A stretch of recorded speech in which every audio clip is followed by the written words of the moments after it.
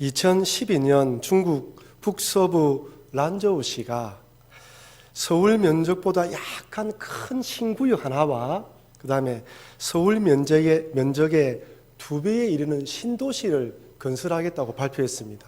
서울 크기만한 도시 하나와 서울 2배 되는 도시, 이 2개를 건설하겠다고 발표를 했어요. 그 이후 약 12조 원을 투입하여 700개의 모래 언덕, 그냥 모래 언덕이 아니라 산과 같은 모래 언덕을 불도저로 밀어붙여서 공항과 철도 그리고 도로를 건설했습니다. 사람들이 거주할 수 있는 아파트도 지어졌고 공단도 조성되어졌어요. 전 세계는 사막, 모래 위에 지어지는 이 도시에 기초를 주목했습니다. 하지만 5년이 지난 지금은 바쁘게 움직이던 건설 크레인들은 중단된 채, 중지된 채 덩그러니 서 있고 아파트는 텅 비어 있을 뿐 아니라 거리에는 사람이 없다고 합니다. 중국 정부가 뉴 실크로드 정책, 즉 육로를 통해 중국과 유럽을 이어 거대한 경제 벨트를 형성하겠다는 일환으로 이 사업을 시작했지만 여러분 아시다시피 요즘 국제적으로 경기가 좋지 않지 않습니까? 중국 경제 성장률이 6% 이하로 떨어지면서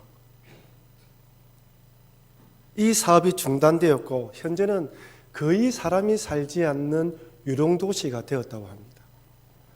우리나라 인천에 송도 국제도시가 있습니다.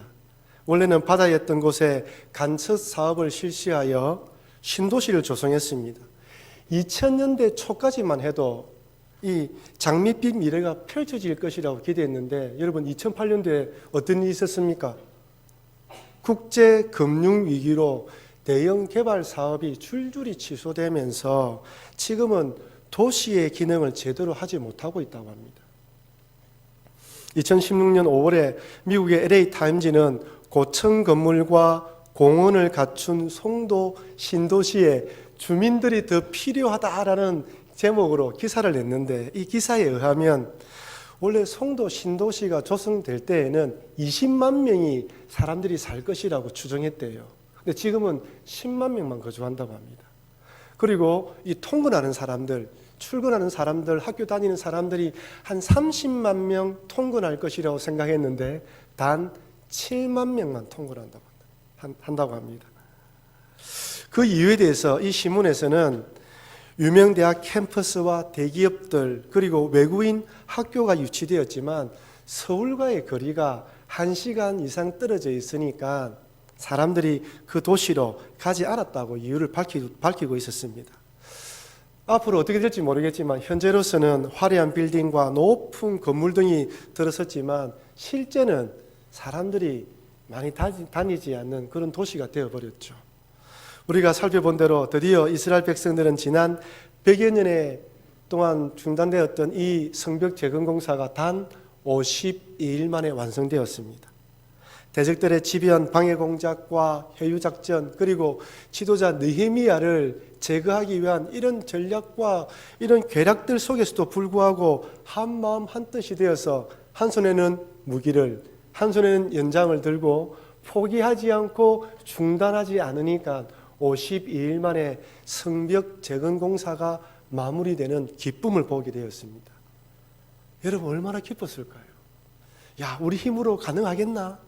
이 불가능한 일인데 반신반의하면서 시작했는데 그 완성된 성벽을 보았을 때 얼마나 기뻤겠습니까?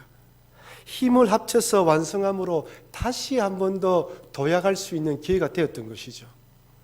근데 여러분 겉만 번지르하고 실속이 없다라는 빛 좋은 개살구라는 말처럼 성벽은 완성되었는데 성 안은 텅 비었습니다. 거주할 수 있는 거주지역이 늘어났지만 부대 시설과 기반 시설은 전무했죠. 오늘 본문에서는 이 예루살렘 성 형편이 어땠는지 4절에서 이렇게 말합니다. 우리 4절 말씀 다 같이 한 목소리로 읽어보겠습니다. 그 성읍은 광대하고 그 주민은 적으며 가옥은 미처 건축하지 못하였음이니라. 무슨 말입니까? 가옥은 미처 건축하지 못하였다. 광대한 성읍에 비해서 사람들이 적게 거주되었고 집터는 많은데 집이 안 지어졌다는 거예요. 텅 비어 있다는 말이죠. 많은 사람들이 거주할 수 있는 지역이 되었지만 현재로서는 아무도 없다는 것입니다. 그렇다면 여러분, 이 예루살렘 성을 부동산 투자의 관점에서 한번 생각해 봅시다. 여러분들이 돈이 있다면 이 예루살렘 성에 투자만 하면 대박이 나는 장소일까요? 밤을 자지 않고 그 분양권을 사기 위해서 줄을 설 만큼 가치가 있는 지역일까요? 지금은 비록 형편없지만은 느헤미야가 경제 부양 정책을 펴서 땅값이 오를 만한 지역일까요? 아니면 여전히 분쟁 지역이기 때문에 언제 전쟁이 일어날지 모르고 다툼이 일어날지 모르는 그런 불안한 지역일까요? 여러분, 저는 부동산에 대해서 전문 지식이 없음에도 불구하고 이 예루살렘 안에는 투자를 안 할 것 같습니다. 왜냐하면 아무리 투자한다 하더라도 이 예루살렘이라는 자체가 분쟁이 일어날 수 있는 지역이거든요. 더 놀라운 것은 사람들이 살고 경제활동이 되려고 하면 여러분, 성문을 언제 열어야 됩니까? 해 뜨기 전에 성문을 열고 해가 지더라도 성문을 늦게 닫아야지만 사람들이 오가면서 장사를 할 수 있잖아요. 근데 예루살렘의 이 성문을 지키는 문지기에게 느헤미야는 해가 많이 뜨면, 중천에 뜨면 그때 문을 열고 그 다음에 해가 지기 전에 문을 닫으라고 이야기합니다. 일을 할 수 있는, 거래할 수 있는 시간이 오전 10시, 11시부터 오후 서너 시까지밖에 안 되는 거예요. 상업활동이 활발하게 일어날 수 있는 그런 지역이 아닙니다. 또한 언제든지 분쟁이 일어날 수 있기 때문에 사람들이 투자할 만한 지역이 아니에요. 그렇다면 이 지역에는 돈을 주고 들어가서 살아라고 이야기를 해도 사람들이 갈 만한 지역이 아니에요. 유대인 관점에서 한번 생각해 봅시다. 유대인 관점에서는 예루살렘 성벽을 건축할 때에는 본인들이 와서 노동만 제공하면 돼요. 하지만 성 안에 들어와서 살려고 한다면 모든 가족들과 함께 그동안 정들었던 지역을 떠나서 그 지역에 들어와서 살아야 되는 것입니다. 시설도 없고 앞으로 고생길이 훤한 그 지역에 들어와야 살아야 되는 것이죠. 이를 위해서 느헤미야는 이제부터 성벽은 하드웨어는 구성되었으니 이제부터 그 성을 지킬 사람과 성 안에 들어올 사람들을 찾고 어떻게 사람들을 성 안으로 이주시킬지 기도하며 하나님께 뜻을 물었습니다. 첫 번째로 느헤미야는 예루살렘을 방비하며 통치할 지도자를 뽑습니다. 2절 말씀, 우리 2절 말씀 다 같이 읽어보겠습니다. 내 아우 하나니와 영문에 가는 하나냐가 함께 예루살렘을 다스리게 하였는데 하나냐는 충성스러운 사람이요 하나님을 경외함이 무리 중에서 뛰어난 자라. 한 명은 느헤미야의 동생입니다. 그리고 또 한 명은 영문 관원인데 이 망대를 지키는 하급 관리예요. 예루살렘 통치자를 뽑았는데 한 명은 느헤미야의 동생이고 하급 관리였습니다. 자신의 친동생을 예루살렘 지도자 중에 한 명으로 임명한다. 우리나라 정서상 쉽게 받아들일 수가 없습니다. 역대 대통령들의 가족과 친척들이 비리에 연루되어서 얼마나 많은 고초를 당했습니까? 가까운 사람이고 믿는 사람이 있는데 믿는 도끼에 발등 찍힌다는 속담으로 불명예스럽게 퇴진하기도 했습니다. 하지만 이 느헤미야의 친동생 하나니는 이런 이유 때문에 배제하기에 너무나 하나님을 사랑하는 사람이었어요. 그는 이스라엘 신앙 공동체의 회복에 대한 꿈을 가지고 느헤미야와 함께 동력했던 믿음의 사람입니다. 우리 1장을 살펴보았다시피 이 하나니가 예루살렘을 방문하여 성문이 불타고 성벽은 무너지고 기한한 이스라엘 백성들이 힘들게 어렵게 살아가고 있다는 것을 느헤미야에게 알려줘요. 단순히 정보만 준 것이 아니라 그들의 형편이 그러는데 형님 어떻게 하면 좋겠습니까? 라는 그런 안타까운 마음까지 전한 것이죠. 느헤미야가 그 소식을 듣고 그 형편을 알고 예루살렘 회복에 대한 꿈을 꾸고 기도하게 된 계기가 동생 때문입니다. 여러분, 이 느헤미야가 총독으로 돌아와서 성벽 재건을 할 때 그 동생 하나니는 무엇을 했을까요?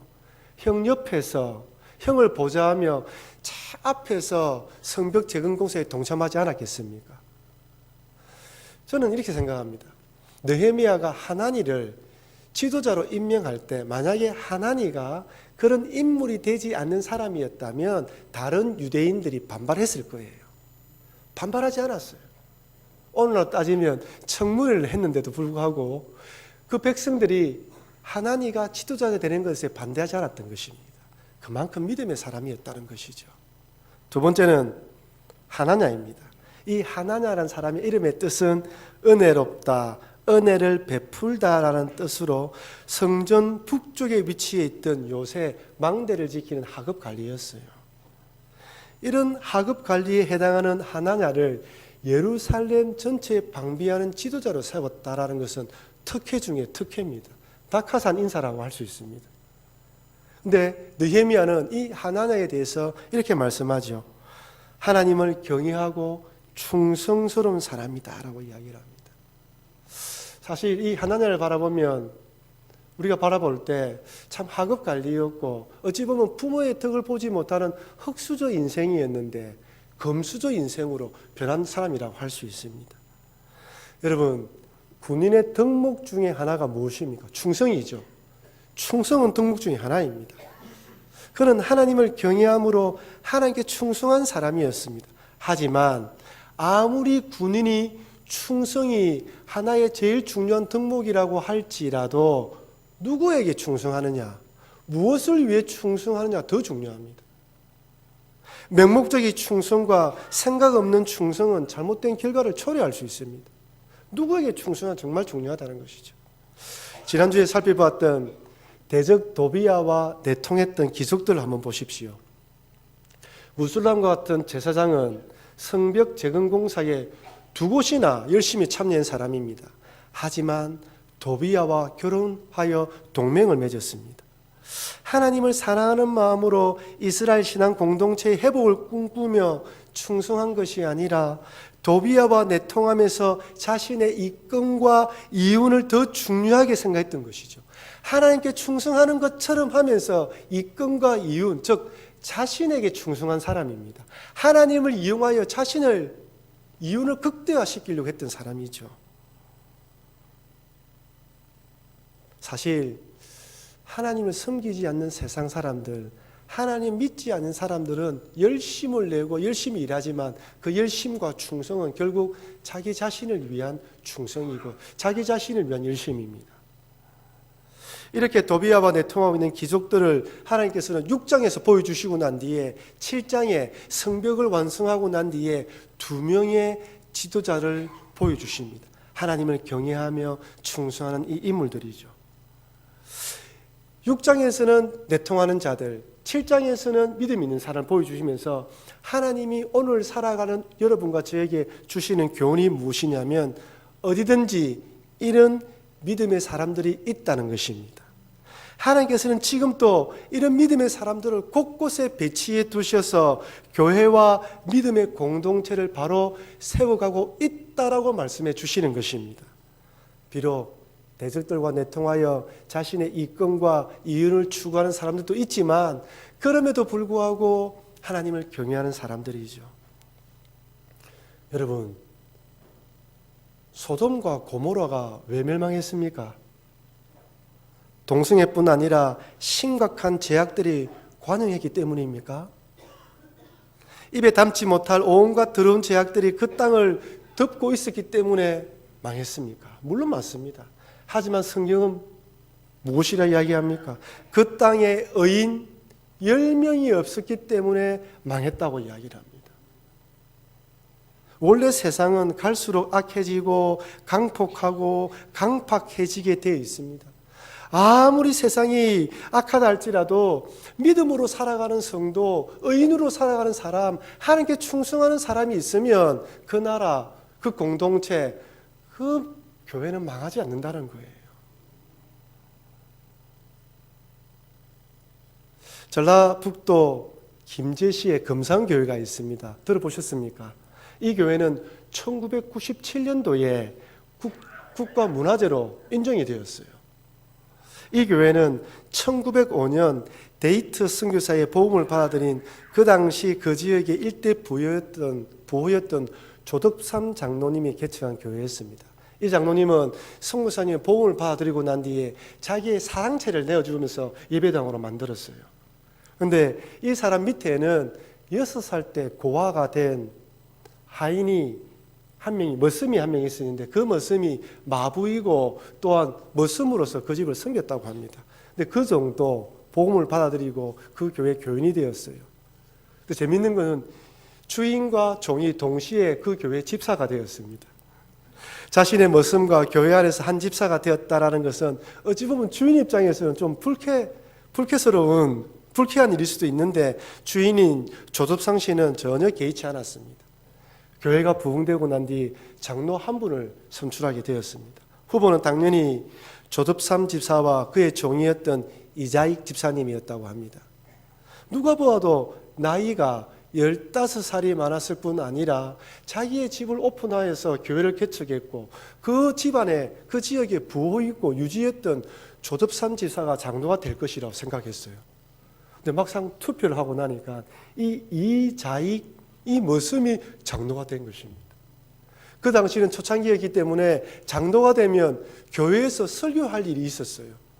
머슴의 설교를 주인이 들어야 되는 형편이 되었습니다. 이자익 집사가 장로가 되었다는 발표가 있자 교인들이 수군거리기 시작했습니다. 야, 큰일 났다. 앞으로 교회가 나누어지는 것은 아닌가. 이때 조덕삼 집사가 이렇게 인사를 했다고 합니다. 우리 금삼교회 교인들은 참으로 훌륭한 일을 해냈습니다. 저희 집에서 일하고 있는 이자익 영수는 저보다 신앙의 열의가 대단합니다. 여러분 감사합니다. 양반과 천민, 지주와 소작인의 신분이 구별이 있었던 당시 이렇게 하기가 결코 쉽지 않았을 것인데 자신의 모습이 교회 초대 장로가 된 것을 기쁘게 받아들였습니다. 이 일 후에 교회는 부흥되어서 또 한 명의 장로를 선출하게 되었는데 이 조덕상 집사도 장로로 선출되었습니다. 본인이 장로가 되고 난 뒤 자신의 모습이었던 이자익 씨를 신학교로 보내요. 평양 신학교에서 공부하게 하여 목사가 되자 자기 교회 담임 목사로 청빙을 합니다. 이 이자익 목사님은 대전 신학교를 설립하여 후학을 양성했을 뿐 아니라 많은 신앙인들에게 선한 영향력을 미쳤고 그 교단의 총회장을 3번씩이라고 했다고 합니다. 그만큼 영향력 있는 목사님이었죠. 그렇게 자신을 사랑했던 조덕삼 장로님이 임종하실 때 이 목사님이 이렇게 울면서 기도했다고 합니다. 하나님, 6살에 고아된 떠돌이를 받아주어 예수 믿게 하고 장로로 세워 신학 공부시켜 목사 되게 하신 장로님, 내가 이런 장로님을 다시 배울 수 있겠습니까? 라면서 눈물의 기도를 올렸다고 합니다. 머슴을 신학교에 보내어 공부시킬 뿐 아니라 자기 교회 담임 목사로 청빙한 이 조덕삼 장로님은 진정 하나님을 경외하며 충성스러운 믿음의 사람이 어떤 사람인지 삶으로 보여주었던 신앙인이라 할 수 있습니다. 사랑하는 우리 북교회 성도 여러분, 우리 모두 다 이렇게 하나님을 경외함으로 충성스러운 믿음의 사람이 됩시다. 뭔가 큰 업적을 이루는 것은 아니더라도 남을 나보다 낮게 여기고 겸손함으로 교회와 성도를 섬기며 사람들에게 존경과 칭찬을 받는 믿음의 사람, 이런 충성되며 하나님을 경외하는 신앙인이 되시기를 소망하며 이런 믿음으로 살아가시는 여러분과 제가 되길 주의 이름으로 축원합니다. 이런 충직하며 충성스러운 사람을 지도자로 뽑은 느헤미야는 이번에는 기도합니다. 하나님, 저 성 안에 사람들이 이주해야 되는데 어떻게 사람을 이주시킬까요? 기도하는 가운데 하나님의 감동을 받습니다. 그러면서 1차 포로 귀환한 자들의 명단을 받게 됩니다. 앞에서도 말씀드렸다시피 흩어져 살고 있던 유대인들이 예루살렘으로 이주하기 위해서는 대단한 결단과 각오가 필요하죠. 그런데 1차 포로 귀환한 자의 명단을 보면 이 사람들이 현재 어디에 살고 있고 어떤 출신들이 귀환한지 알 수 있었던 것이죠. 2차와 3차 포로 귀환한 자들은 숫자가 많지 않았습니다. 그리고 그 사람은 대부분이 예루살렘 주변에 살고 있었어요. 하지만 100여 년 전에 5만여 명의 포로 귀환 자들이 돌아왔지만 이 사람들은 각자 고향이 달랐습니다. 이 사람은 각자 고향에 따라서 자기가 살던 지역으로 흩어져 살고 있든지 아니면 예루살렘이 고향인 사람들도 너무나 황폐하고 적들의 공격과 침략이 많으니까 다른 지역에 흩어져 살고 있었던 것이죠. 이렇게 명단을 쭉 읽어보면 몇 가지 중요한 것을 발견하게 됩니다. 첫 번째는 7절부터 시작된 이 족보를 보면요. 첫 번째는 12명의 지도자 명단이 나옵니다. 그 다음에 17가문, 17가문의 이름과 귀환자 숫자가 나와요. 세 번째는 일반인들의 가계별 숫자가 나옵니다.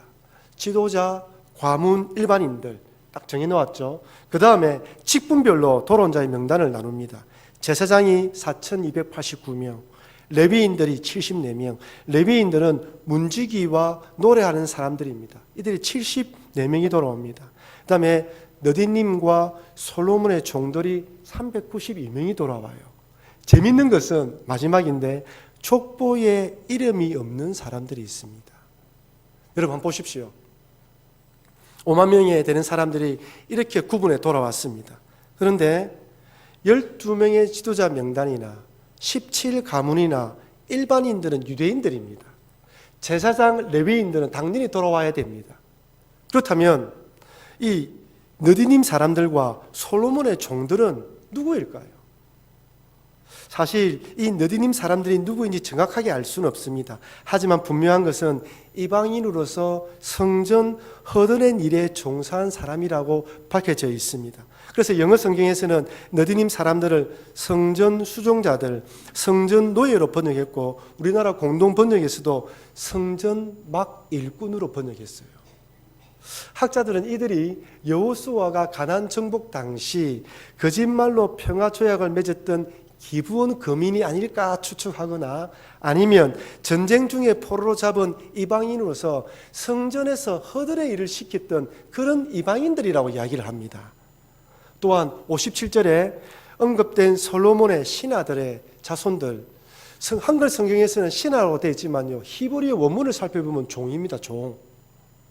이들은 솔로몬이 전쟁에서 패배시킨 나라들의 포로들이거나 가나안 정복 당시 이스라엘의 종이 되었던 가나안 원주민으로 추정해요. 그다음 왜 솔로몬의 종이라고 했냐면 솔로몬 때 성전을 건축하고 또 왕궁을 지었고 많은 역사를 했거든요. 그때 동원되었기 때문에 솔로몬의 종이라고 이름을 지었던 사람들입니다. 근데 여러분 생각해 보십시오. 그렇게 종으로 노예로 성전에서 막 일을 하며 살았던 사람들인데 남유다가 망했습니다. 주인과 함께 바벨론으로 포로로 잡혀갔어요. 포로된 땅에서는 주인도 포로이고 자기도 포로입니다. 그렇다면 그 땅에서 이스라엘 백성들이 돌아올 때 같이 돌아오는 것이 좋은 것일까요? 아니면 포로된 땅에서 자유인으로 살아가는 것이 좋은 것일까요? 돌아올 필요가 없어요. 돌아오면 또다시 예루살렘 성전을 위해서 종으로서 노예로서 일을 해야 되는 사람들입니다. 근데 이 사람들은 자유인이 되어서 편한 삶을 살기보다는 노예로 살지라도 막 일꾼을 하면서 일을 하면서 살지라도 예루살렘으로 돌아오기를 선택합니다. 왜 그랬을까요? 이유가 무엇일까요? 그것은 노예로 살아왔지만 하나님이 누구인지 깨달았기 때문입니다. 하나님을 가슴으로 알았던 분이에요. 하나님이 자기 하나님이라는 것을 고백하며 살았던 사람들입니다. 그래서 포로 귀환할 때 같이 예루살렘으로 돌아와서 하나님 백성으로 살기로 결정한 사람들입니다. 근데 중요한 것은 하나님께서는 이들의 이름을 지도자의 이름처럼 제사장의 이름처럼 17가문의 귀족들의 이름처럼 그들의 이름도 똑같이 동일하게 기록하여서 모으고 오는 모든 후손들에게 보여주었다는 거예요. 그들의 믿음도 이들의 믿음도 동일한 믿음으로 간주해 주었다는 것입니다. 더 놀라운 것은 족보가 없는 사람입니다. 느헤미야 7장 63절 64절 우리 같이 한번 읽어볼까요? 제사장 중에는 호바야 자손과 학보스 자손과 바르실레 자손이니 바르실레는 길르앗 사람 바르실레의 딸 중에 하나로 아내를 삼고 바르실레의 이름으로 불린 자라. 이 사람들은 계보 중에서 자기 이름을 찾아도 찾지 못하였으므로 그들을 부중하게 여겨 제사장 직분을 행하지 못하게 하고, 이들은 자기가 제사장이라고 이야기를 해요. 오늘날 따지면 저처럼 목사라고 이야기를 했는데 어느 신학교를 나오는지 졸업 증명서가 없습니다. 그리고 교단에서 목사증을 받은 목사증이 없는 거예요. 여러분, 유대인들은 이방인들을 개처럼 취급하지 않았습니까? 선민사서는 무장이기 때문에 족보가 없으면 그 사람도 조금 이상한 눈으로 쳐다봤단 말이에요. 그래서 어느 목사님은 이 사람들에 대해서 어떻게 표현하냐면 사연이 많은 사람이라고 생각합니다. 출생의 비밀, 무엇인지 모르지만 뭔가 비밀이 있는 사람이라는 거예요. 정확하게 자신이 누구인지 모른다는 것입니다. 하지만 이런 자들도 신앙 회복을 꿈꾸며 돌아왔습니다. 자기들이 그 땅에 돌아가면 같은 유대인들이 너는 족보가 없는 사람이야 라고 차별할 수 있지만 그것을 개의하지 않고 이 땅에 돌아와서 하나님을 섬기기로 결정한 것이죠.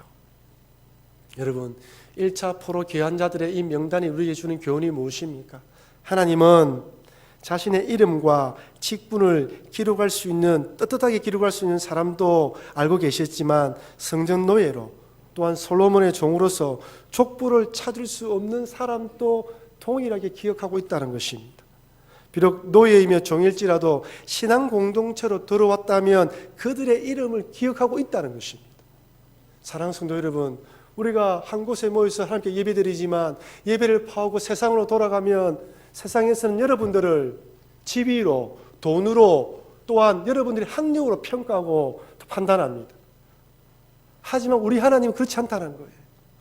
이 자리에서 예배드리는 모든 자들은 하나님 보시기에는 어떤 사람이든지 믿음 안에 있기 때문에 동일한 사람으로 보시면서 그 이름을 기억하고 그들의, 여러분들의 헌신을 기억한다는 것을 이 족보를 통하여 우리에게 보여주시는 것입니다. 그래 여러분, 우리가 세상 살아가다가 이런 일을 겪고 저런 일을 겪으면서 나는 보잘것없는 사람 같아, 나는 아프고 돈도 없고 힘들고 연약하다, 나는 보잘것없다는 생각이 들더라도 하나님 안에서는 하나님께 나오면 귀하게 생각한다는 것을 잊지 마시고 이 믿음으로 살아가시는 여러분과 제가 되길 바랍니다. 이사야서 49장 15절 16절에서 이렇게 말씀합니다. 같이 읽어보겠습니다. 여인이 어찌 거저 먹는 자식을 잊겠으며 자기 태에서 난 아들을 긍휼히 여기지 않겠느냐. 그들은 혹시 잊을지라도 나는 너를 잊지 아니할 것이라. 내가 너를 내 손바닥에 새겼고 너의 성벽이 항상 내 앞에 있나니. 아멘. 하나님은 여러분의 이름을 기억합니다. 하나님 여러분의 형편이 어떠한지 다 아십니다. 하나님 여러분이 기도하고 울부짖을 때 왜 울부짖는지 그 이유를 아십니다. 왜? 하나님이 우리 아버지 되시기 때문이죠. 사랑하는 성도 여러분, 예루살렘 성벽이 건축되었으나 끝이 난 것이 아닙니다. 이제 성벽은 건축되었는데 이제 그 안에 들어가서 믿음의 공동체를 이룰 믿음의 사람이 필요했습니다. 6장까지 바라보니까 그 귀족들은 열심히 돕는 척 했는데 정말 하나님을 사랑하는 사람인 줄 알았더만 그것이 아니라 귀족들은 내통하는 사람들이었습니다. 믿음의 사람이 없는 것처럼 보였어요. 많은 귀족들이 그렇게 했다라고 성경이 기록합니다. 7장에 오니까 하나님을 경외하고 충성스러운 사람을 보여줄 뿐 아니라 믿음을 가지고 돌아왔던 명단을 보게 하면서 느헤미야 마음속에 그럼에도 불구하고 하나님을 사랑하는 사람들이 많이 있다는 것을 보여주면서 격려하며 위로합니다. 사랑하는 성도 여러분, 우리들도 하나님께서 우리의 이름을 아시고 여러분들이 하나님을 경외하고 충성하여서 이런 신앙 공동체를 이루어가라고 우리에게 도전을 주시는 것입니다. 그래 여러분 있는 그 자리에서 하나님과 하나님처럼 하나님을 경외함으로 충성하셔서 우리의 믿음의 공동체가 더욱더 아름답게 세워져 가는데 앞장서시는 여러분과 제가 되길 주의 이름으로 축원합니다.